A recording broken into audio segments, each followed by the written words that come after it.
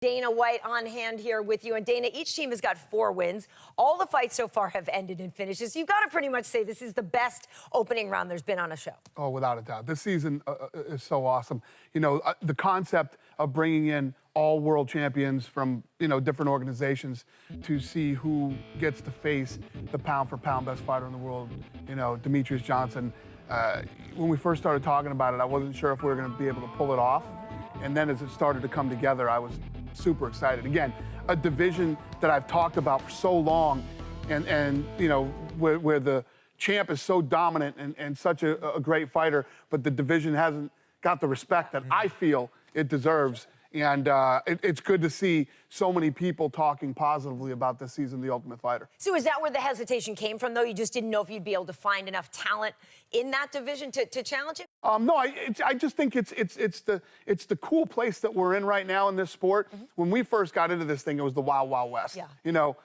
Everything, and I think that the fact that other promotions would let their guys come here to be a part of this thing was so cool. I'm telling you guys, when I was standing in there doing the stand-up for the first episode, and I'm standing there looking at all these guys with their belts, it was badass. I kept getting the goosebumps like every 5 seconds. It was so cool. And they're proving that they're extremely talented, very Absolutely. technical, and what do you think about Brandon Moreno's win over Louis Smolka? Right? How about that? What a testament to this season of TUF. Yeah. When he comes in and then beats, nobody saw that. And then to beat him by submission. Yeah. In the first round, early, yeah. How many of these guys do you think will get a shot in the UFC? I mean, the thing is with this class is normally we're looking at, could these guys be, UFC fighters? Right. All of these guys, they're all champions and great fighters. So we'll see how this thing plays out. At the end of the day, Shelby and Silva and Mick will make that decision. So You gonna miss Joe? Speaking of Joe Silva. Oh yeah, Joe and I have been together for 16 years, and we have a very good working relationship, and obviously it flows now after 16 years. So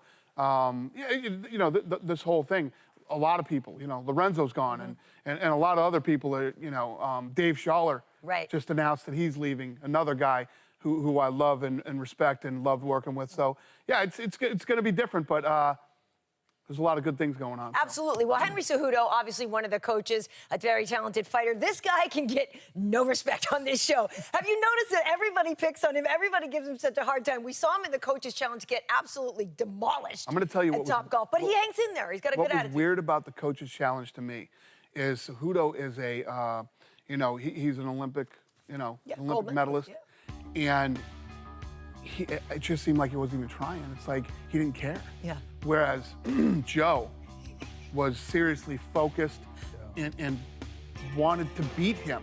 And I actually could tell, because not only does Cejudo have to win and he wins money, but his teammate, his guys win money. And I could tell that they kind of felt like they were getting irritated, like he wasn't competitive enough. It was almost like he wasn't competitive at all. He was drinking his Bud Light and laughing and like he didn't even care. It was the weirdest thing ever. You would think that Olympic medalist would be, trying so hard to win. Right. Interesting. Unless maybe just conceded. It was fascinating to watch. Huh. Interesting.